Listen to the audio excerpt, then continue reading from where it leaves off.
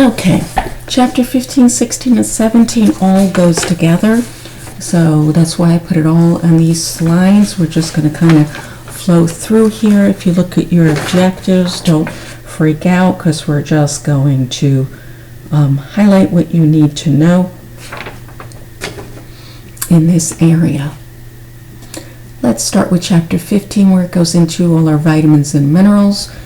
There, table 15.1 talks about the different ones. We have our fat soluble. We're going to cover those first. Fat soluble A, D, E, and K.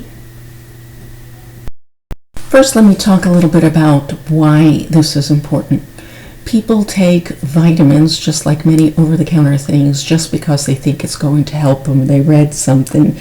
And some of these can be dangerous, like A, D, E, and K are fat soluble, which means they will be stored in the body, unlike the others that are all water soluble that your body will excrete. So some of these, as we talk about it, you'll see can be dangerous in getting too high, and in some minerals such as iron, that can be a problem taken incorrectly.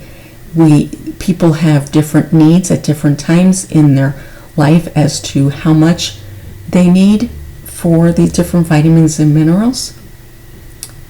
Or we have an increased need when our metabolism is higher, whether it's a newborn or pregnancy, lactating, breastfeeding, trauma, burn injury, sepsis, different things like that. Alcoholics, that different things in their liver are messed up and it will impair their absorption. And plus we live in a society where there's many morbidly obese people, even just overweight people that are malnourished because we do not have colorful plates to get all those things in. So let's first touch on vitamin A. It's used for, mostly we think of it as our skin, eyes, and hair.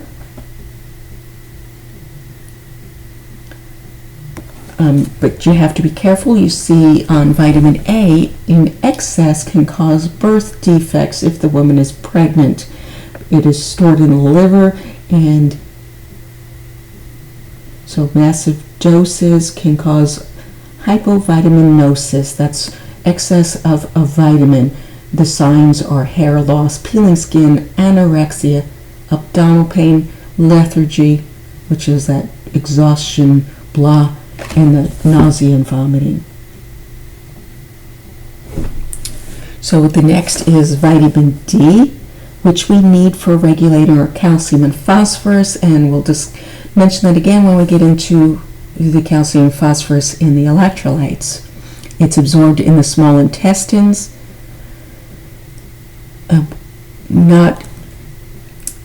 We need our kidneys to convert it into a form that our body can use, so people with kidney failure are going to have a problem with vitamin D. Also parathyroid issues. There's a growing number of vitamin D deficient individuals in the world. I noticed when I was in practice how often I had vitamin D deficient people. A lot of them were working in factories long hours, and people aren't outside like they used to. So some sources of our vitamin D are coming from the ultraviolet light, and then some are coming from milk products and things that not many people are eating anymore, or egg yolks.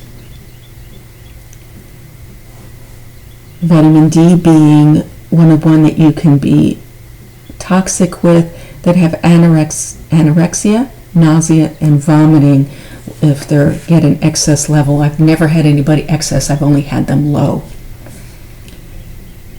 Vitamin E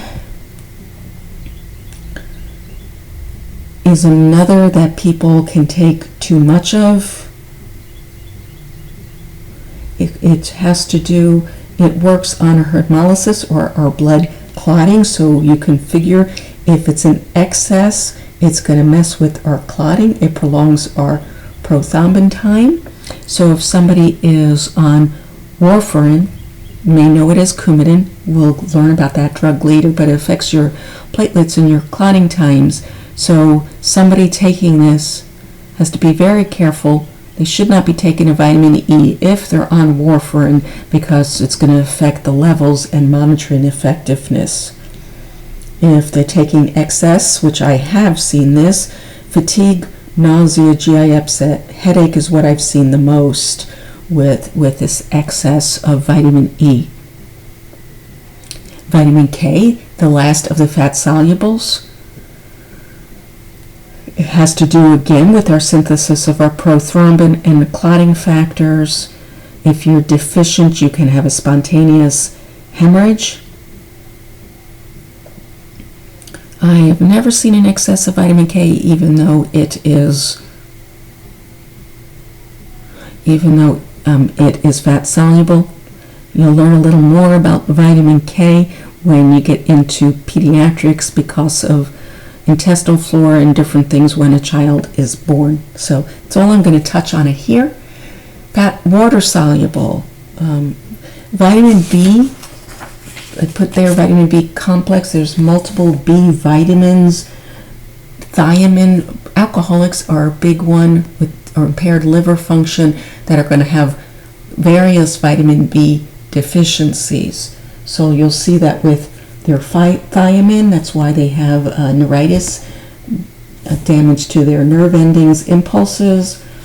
Riboflavin is going to affect their skin, so they often will have dermatitis. Niacin, usually don't see a deficiency. It's one of the B vitamins. It's actually, I can't remember which B it is, but it's a B vitamin and used a lot with trying to lower certain cholesterol levels, usually the triglycerides. Pyridoxine, which is your B6, was used when it's blocked by certain medications, which we'll get into later, but again, it's a common deficiency in alcoholics. Another is your B12. A lot of people take B12 unnecessarily. It is water soluble, so it is excreted, but they think it gives them a boost of energy. Maybe it does. It used to be prescribed way too often, giving it in injections once a month. Some people take it orally. The only time really that you're going to see a B12 deficiency is if they are lacking intrinsic factor, because the B12 is absorbed in your gut, in your small intestines. And if you're lacking this intrinsic factor, you cannot break down and absorb the B12, so you'll be deficient, and that's called pernicious anemia. That's the B12 deficiency.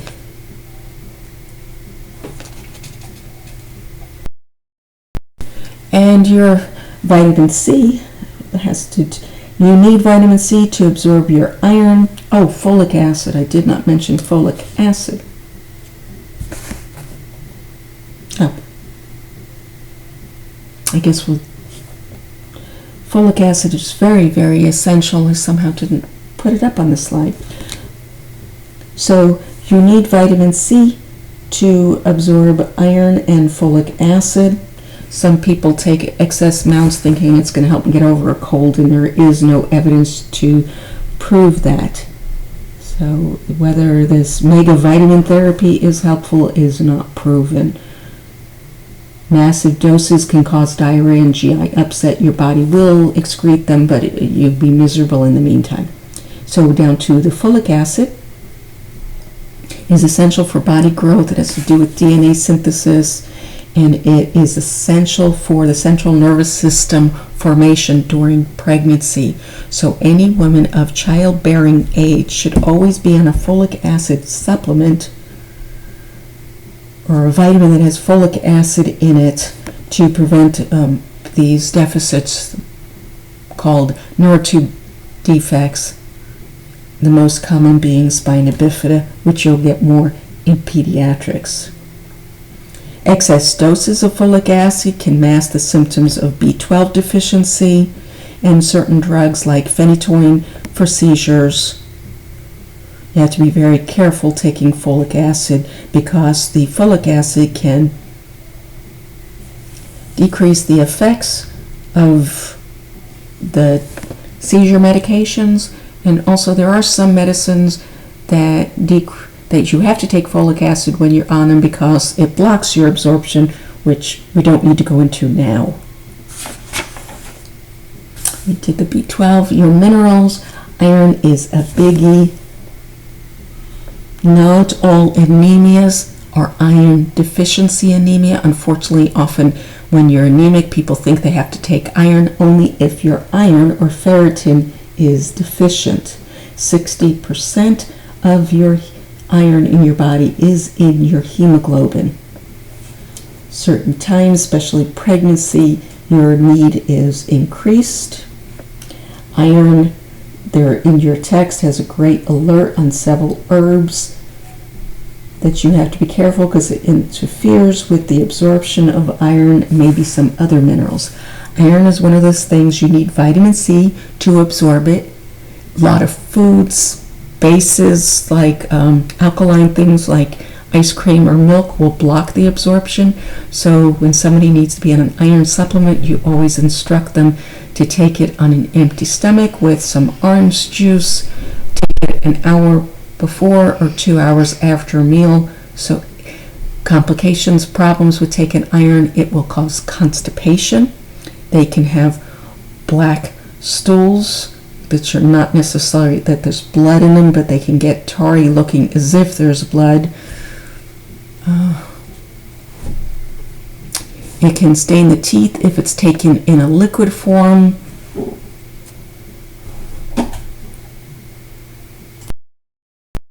And just looking in your text, it does have a whole chart on iron. Just be kind of familiar with what I said and the side effects where it says constipation. I haven't seen diarrhea, I have seen the constipation and the staining of the teeth and the nausea.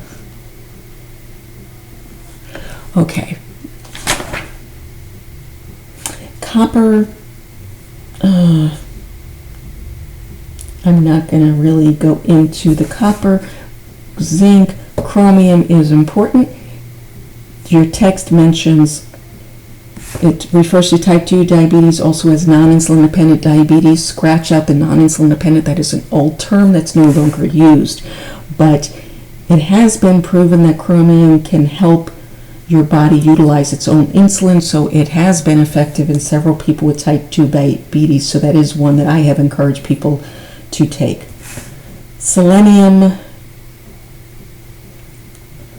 it just talks about the XX doses. You might want to read over that. I'm not going to get into that a lot. Again, here we go. There's your nursing process takes you through the iron. Do the nursing process sections in your text. They are excellent. Here we go, just covered that really. Now into body fluids. I don't know, I must have hit the pause button. I'm not sure where I hit the pause button, but anyway, we're going to go into the different solutions and electrolytes, and I'm going to go to the next slide. Your text actually does an excellent job going into the different electrolytes.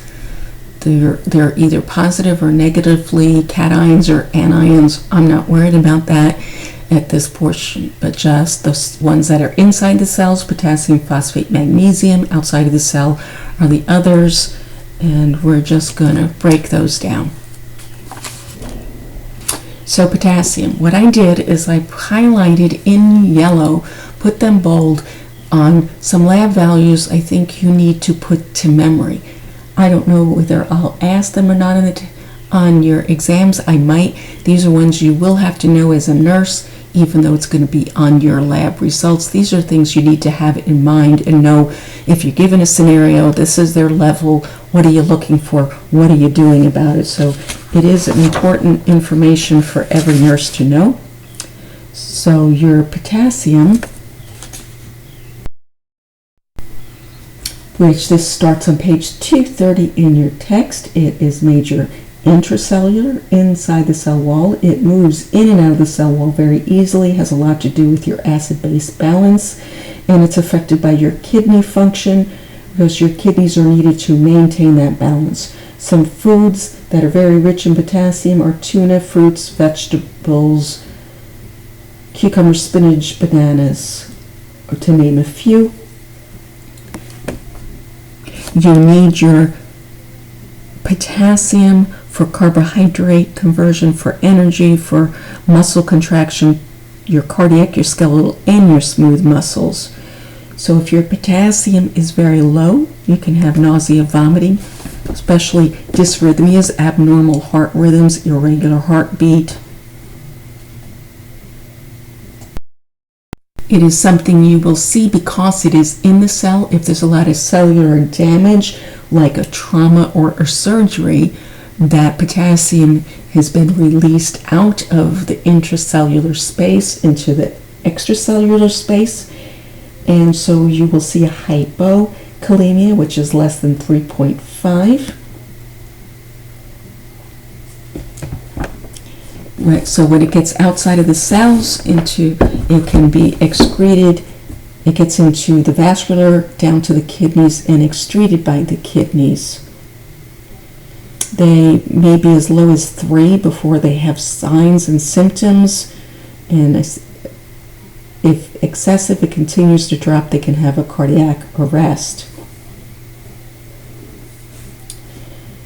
Treatment for the hypokalemia, low calcium, is to give them supplements. It comes in IV form and oral form. Oral can be a liquid or a tablet. If you've ever had to take it, it is very, very bitter, very salty. It is terrible tasting even in the tablet form. Hyperkalemia, excessive potassium, usually you'll see with renal failure, and then there's certain medications, because as we get into meds more, you'll see ones that work on the renal system, diuretics, because they can be potassium sparing diuretics. So many diuretics, like loop diuretics, furosemide, don't worry about memorizing that, but just know diuretics, a lot of them, because they pull fluid off, will lower your potassium. And ones that are potassium sparing, have to be careful if they're taking a potassium supplement and they're on a potassium sparing diuretic. It can cause an excess of potassium, and multiple medications all mixed together, polypharmacy, can cause a problem. If it's a mild hyperkalemia, so if your normal is 5.3, say you're 5.5, 5.6, that's a mild, and you're going to fix that by decreasing some foods that are high in potassium, which I mentioned, like bananas and spinach, certain fruits like mangoes, avocados, tuna fish, that sort of thing. And for really, really high potassium or hyperkalemia, there's a box 16.2. It does a great job of talking about hyperkalemia. Talks about the calcium gluconate, insulin glucose. That is beyond what you need to know in this course, other than if it's a low 5.6 up to 5.6, it tells you here to restrict their diet. It mentions this K-exalate. It says it can be oral or rectal. You will have an opportunity probably sometime in your life when the potassium is so excessively high that you have to get it out, and you will do a K-exalate enema. Not a fun thing. Oh, there is a table 16.8 that goes over some of the things. 16.8, 16.7, what causes it to go low, what causes it to go high. If you think of also losing potassium, if somebody is especially elderly, and they get chronically used laxatives and enemas, then they have a very high chance of having a loss of the potassium and having hypokalemia. Sodium, again, you can see I highlighted the levels there for you to know. Hyponatremia, low potassium, low sodium is probably going to be seen more often than seeing a high sodium.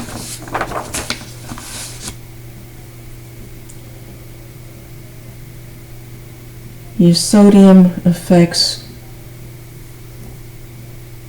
your transmission of nerve impulses. It has a lot to do with your water and acid-base balance. When your sodium is too low, You're going to have muscular weakness, lethargy, confusion, and when you get down really low, like 119, they can even have seizures.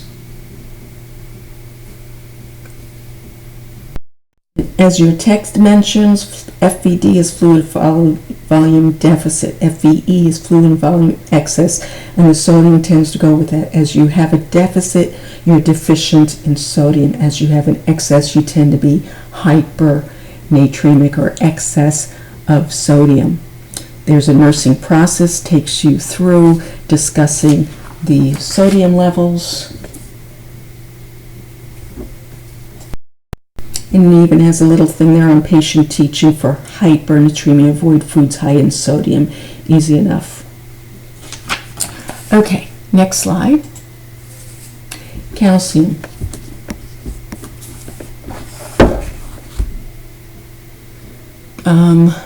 I just highlighted the serum level. Ionized is used too.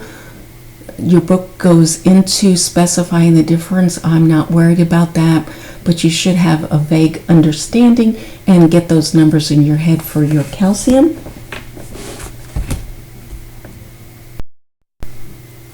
If your body is deficient in calcium, what it does is it pulls the calcium out of your bones to replace your missing calcium, and that's why it leads to bone fractures or fragile bones. You need it for nerve conduction, muscle activity, your heart pump, also blood clotting, multiple things like that, and your text covers that very well. And you notice here, I mentioned it would come up again, that you need, your vitamin D is needed for calcium absorption, so you'll often have somebody that's on a calcium vitamin D supplement because you need the vitamin D present to be able to absorb that calcium. And calcium and phosphorus have an inverse relationship, so when calcium's up, phosphorus is down. When phosphorus is up, calcium is down. Same thing I don't think I mentioned with, sodium and potassium, one being outside the cell, one being inside the cell. They tend to reverse each other as one's out, one's up, one's down. And then two that follow each other are sodium and chloride. They're always linked together. So back to calcium. I mentioned the hypocalcemia. No, tetany is that muscle tightness that gives you specific signs. Don't worry about knowing it to that degree or how you administer it. Just know that vitamin D promotes the calcium absorption and phosphorus inhibits calcium absorption. So when they're for your teaching with patients on supplements. Hypercalcemia, excess calcemia. You can see here that there's many drugs that affect your calcium and the effects of drugs on calcium balance. And for better calcium absorption should be taken with vitamin D, which I mentioned, in 30 minutes before a meal. It gives you on table 16.9 a whole table of all the different drugs. Anticonvulsants is a biggie, mag sulfate. Just know there's multiple loop diuretics. Those are where I would kind of put in my head that you might see again at some point. Goal of managing hypercalcemia is to correct the underlying cause. It is very rare to give IV calcium. The time you will use it, actually, if you end up working with chronic renal disease, doing dialysis, they will get an IV calcitonin during their treatments. Okay, again, you have a nursing process that takes you through on the calcium, which is excellent. Let's get into magnesium. Magnesium, you have to be very low before it is evident, before you have symptoms. I did highlight that range, 1.5, 2.5, that's easy to remember. Promotes transmission of neuromuscular activity, cardiac contraction, carbohydrate, metabolism. It does a lot of things like the potassium does. And it promotes transport of sodium and potassium across the cell membranes. When the magnesium is low, they can have neuromuscular excitability. You might see dysrhythmias on the monitor, drop in blood pressure.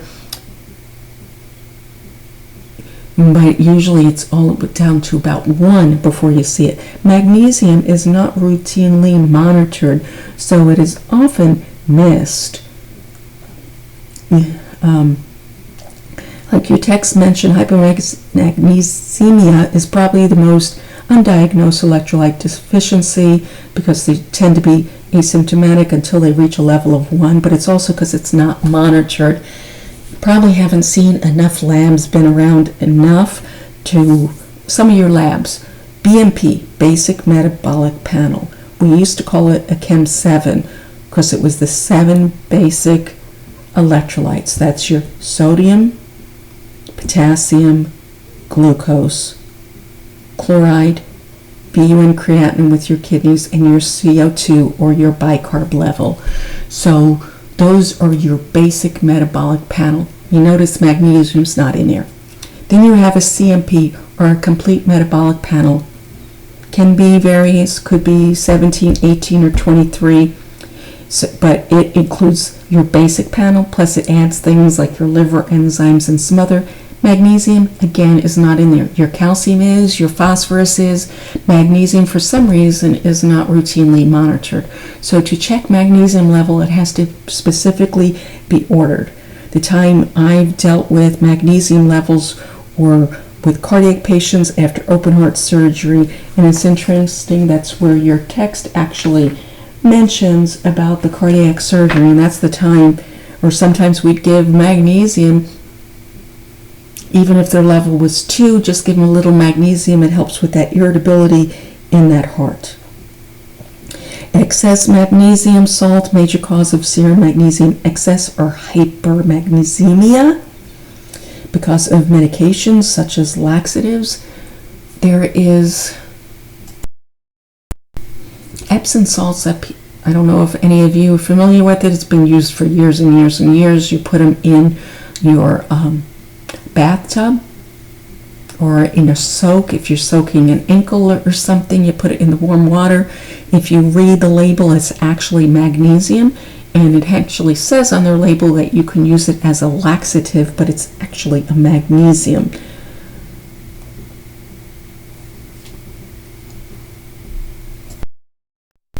Oh yeah, another, I'm like, because your text talks about excess magnesium salts, major cause of the excess, including laxatives. I forgot there's also mag citrate. It comes in a little green bottle, so the magnesium will evacuate the bowels. Chloride, I mentioned it follows behind your sodium. You'll always see one with the other. I highlighted those levels. Potassium, magnesium levels, potassium and sodium levels are higher on your list to remember.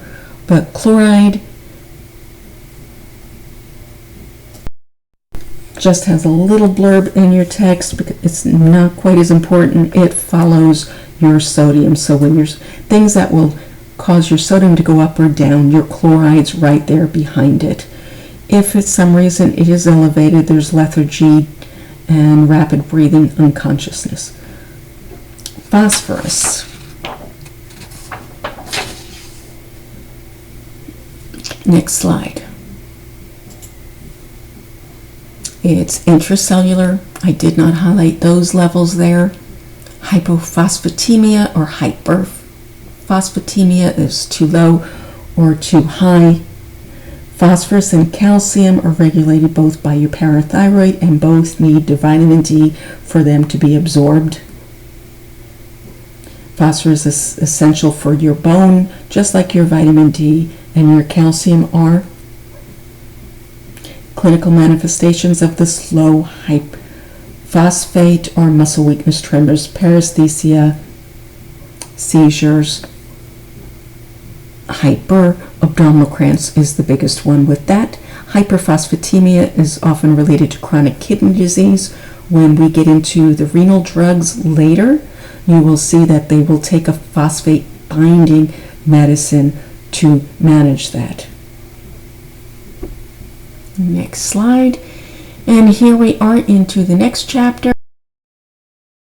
Sorry, not the next chapter, just back to the beginning of this chapter. We're going to go into the little bit of fluids. I promise we are almost done. Pretty clear why you're going to give infusion therapy.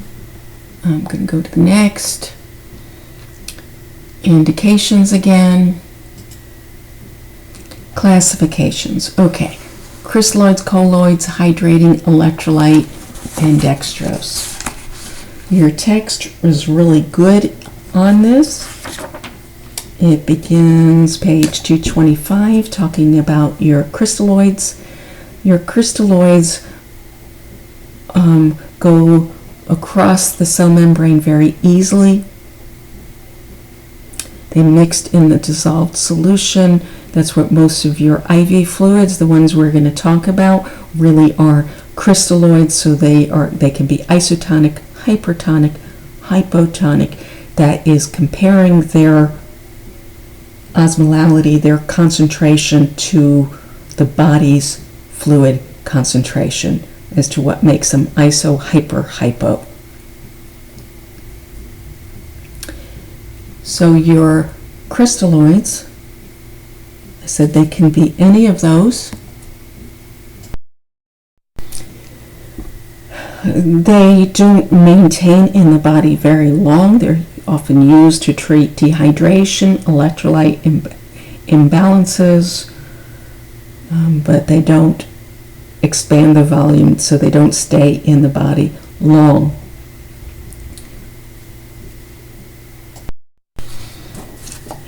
Some examples of these.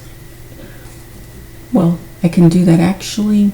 No, I'll cover them here. The isotonic, hypotonic, hypertonic. So your crystalloids will often be your hydrating solutions, may even be your electrolyte solution. So your solutions may be, like here it talks about your isotonic, which would be like normal saline. Sometimes it's 0.9% saline. It may be 0.5%, which is considered half normal saline is referred to. It may have dextrose in it, being a D5W, like a 5% sugar in the water. And sometimes it's both, D5NS, which is 5% dextrose, with the normal saline. They have all different names that you'll see as you go along, D5W, D5 half, D10. People will say NS, 0.9, 0.45, or I think I said that the half normal saline. And those are used for these multiple reasons. Colloids are a little different. Colloids are the substance, doesn't form a clear solution. These are used when we need to expand the volume of the plasma or volume expander, used in severe cases of like sepsis or surgery when you really, really need them. Some examples are the dextrin solutions like a D50, giving them amino acids and heterstarch, which that's just something you may see somewhere later down the line. Don't worry so much about it right now. Electrolyte solutions, just like your normal saline can be, but then they have lactated ringers, LR. LR actually has some electrolytes in it, rather than just being the normal saline or just the dextrose. LR has sodium, potassium, calcium, chloride in it. And it's used to correct extracellular fluid deficits, because it's got these electrolytes, the body's going to try to balance it out. Hopefully that makes sense to you. Osmolality, just broke it more. Isotonic, hypotonic, hypertonic. Your book has a table 16.2, and I said don't stress so much over this. Your hypertonic You can see here like your D5 half, D5 normal for different deficits there.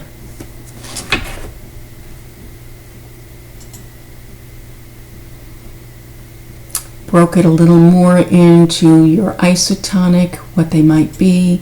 Here's your hypotonic, and where you see the shifts where it's working, and then your hypertonic, which is very, very, very concentrated. We're going to talk in a minute on your next chapter about the TPN. Very, very rare that you're going to give a 3 or 5% saline, but it may happen. Biggest things with hypertonic solutions is watching for complications.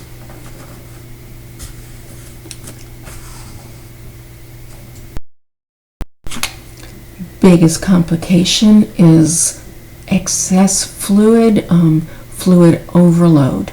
So what would be signs of a fluid overload? If the person has too much volume in their vascular space, you're going to think of the heart and lungs being tired or being full. So you're going to have jugular vein distension. You're going to have crackly sounds in the lungs from the fluid. You might have peripheral edema. You can have dyspnea, difficulty laying flat. Those are your major signs. Might have very bounding pulses. Blood and blood products, just be familiar. These are most of the blood products. You will be giving packed red blood cells way more often than whole blood. In 33 years, I have never given whole blood. Whole blood, one, has excess volume. It's giving you plasma and other things you don't need when you just need to replace those red blood cells, get that hemoglobin up to carry the oxygen. Whole blood will, each unit of whole blood will only raise your hemoglobin like by 0.5, I think it is, where packed red blood cells, each unit will raise it about 3 points, which is significant. Fresh frozen plasma, if we're giving them volume, albumin, the same thing. Platelets, if there's a clotting issue, don't need to go into all that. Just be familiar that those are blood products, that it is very, very regulated. You're looking for transfusion reactions. They have to have very strict type and cross. Every place you work will have a strict regimen on checking your vitals before, checking off in the blood bank, checking off again with the nurse at the bedside, doing vitals 15 minutes in, because a transfusion reaction is deadly within like 15 minutes. Now, chapter 17, just 2 slides here and we're done with chapter 17. Enteral nutrition is using the gut. And an old saying from an old surgeon I worked with, if the gut works, use it. Not sure how much exposure you have had, but your text does a really good job. That's where that little picture came from. It's on page 245. Nasogastric tube is obviously goes in the nasal cavity. Nasoduodenal, it comes in the nasal cavity, it goes all the way to the duodenum, or actually through into the small intestines, or into the duodenum just past the stomach itself. Gastrostomy tube comes from the outside directly into the stomach. Jejunostomy goes directly into the jejunum, or the small intestines. For nutritional purposes, complications, a big complication is dehydration when they're getting these supplements. These are liquid feedings, so you have to make sure and watch for signs of dehydration with them. Aspiration is another risk. You want to make sure that they have their head at least 30 degrees, that their stomach is not full. You're checking for abdominal distension, how much residual sitting in the stomach, because your feedings can be done intermittently in boluses, or they can have continuous. If they have a continuous, you must turn it off before you lay them flat. So you think of them aspirating, that coming back up.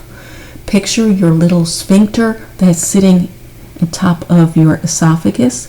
That little sphincter flops back and forth. Your epiglottis, it flops over your trachea, to block the trachea. When you swallow, the food goes down your esophagus, and then it flops back over and sits over your esophagus when you're breathing to keep your trachea open for air. So if the stomach is too full, things come up that esophagus. It can easily go right down the trachea into your lungs and aspiration pneumonia. Your text has that wonderful little mnemonic called alert, aseptic, label, elevate, write patient formula tube, trace all lines, making sure you're connecting it in the right place. Aseptic technique, it is not sterile, but you are not introducing anything to it. High glucose level, it is a food, so it's a nice bacteria growing place. We used to pour it into bags, replace it every 4 hours. I think they've gotten now where you probably change out the whole bag and tubing each time. If you don't, tubing has to be exchanged every 24 hours, but the bag itself usually every 4 hours. Keep it labeled what time it went up because it needs to be discarded even if it's not all gone in at that time. I think that's really all you need to know. Oh, how long can a person go before you need to, if they are a healthy, well-nourished person, they can go 14 days before you need to worry about the nutrition. But if they're sick or their needs are expanded, it can be anywhere from 3 to 7 days, but as soon as 3 days. So sometimes it gets forgotten. That's another role of the nurse, being a patient advocate, always talking and thinking about nutrition. They're sick, they're in the hospital, they're not eating, they're vomiting, they have diarrhea. They're going to need that nutritional replacement within a few days. And I said, if the gut works, how do you know the gut's working? Do they have bowel sounds in all 4 quadrants? Is their belly not distended? Are they passing gas or passing flatus? Have they had a bowel movement?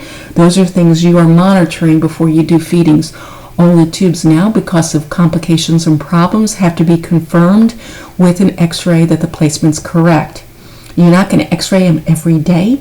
So if you haven't worked with tubes yet, they will be marked, and you should record at every assessment exactly what the marking is, where that tube is when it's placed in the NUR. 2 types, you can have the nasogastric, the fat tube, or you can have a very skinny enteral feeding tube that gets down, that's done with a guide wire, and usually now I think is done under fluoroscopy or something before it's placed. We used to pass them, but I don't think you do. Anyway, but those are the things the nurse needs to be aware of. Your last slide, believe it or not, is on TPN, total parenteral nutrition. Parenteral meaning IV. So all your nutritional needs are being met through an IV solution. You need to use a central site. Because of the concentration of these, you're going to be giving it through either a PICC line, PICC, peripherally inserted central catheter. It is inserted usually around the antecubital space, but it is threaded up and goes right into the subclavian, so it goes into central circulation. Then you have your central lines, like your jugular or your subclavian lines that go into the central space. You're going to give a lot of nutrition, hyperosmosis, so very, very concentrated. This is a very hypertonic solution. There's amino acids, vitamins, electrolytes, minerals, trace elements in this. Your text does an excellent job, 248, 249, especially in table 17.3, going over the complications of TPN. It's something you should be familiar with. Air embolism, that's usually in changing out lines. Could be if when you're changing your tubing, if you're not being careful, mostly when you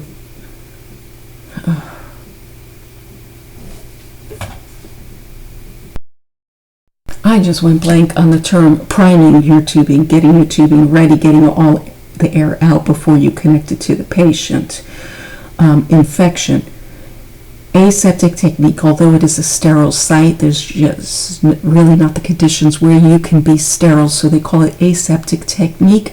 You are going to wear a mask and wear Sterile gloves do not contaminate the site. It is a great breeding ground because of what is in your solution, so infection can be high, and you certainly don't want to introduce that infection into the bloodstream and cause a septicemia, or blood bacteria in the bloodstream.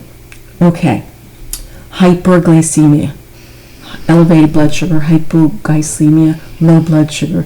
Know the signs of hyperglycemia as the nausea, headache, weakness, excessive thirst. They have an elevated blood sugar.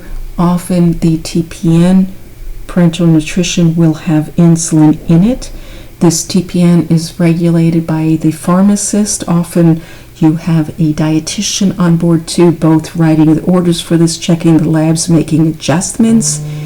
You will have a sliding scale sometimes to give extra doses of insulin while they're receiving this to keep their blood sugar down. Hypoglycemia, either you gave them too much insulin or you stopped the TPN abruptly. You cannot stop it abruptly because in a healthy pancreas, your body adjusts the higher glucose and starts to form extra insulin. So your body's made this adjustment. You suddenly cut off these high doses of glucose, and so you have this increased release of insulin and the blood sugar is going to bottom out. The signs of that are in that table, 17.3, clammy skin, shaky feeling, headache, blurred vision.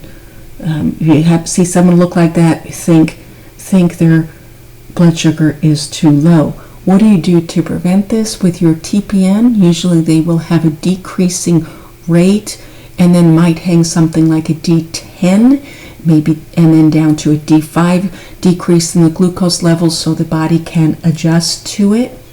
Again, that's where the nurse comes in. Sometimes it's stopped abruptly and you have to go, hey, shouldn't we give them something to taper this off? Another is so your central line gets pulled out, you don't have access, so you're going to be checking that sugar and maybe giving, that's the time you might give an ampule of or vial of D50. D50 is not usually hung in an IV solution. It'll be this big vial or big syringe, but it has like 50 cc's in it that you are going to push in the IV.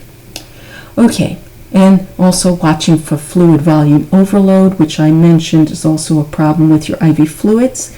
It's in this table also: cough, dyspnea, neck vein engorgement, chest rails, which I said crackles, metabolic complications, looking for third spacing or other issues.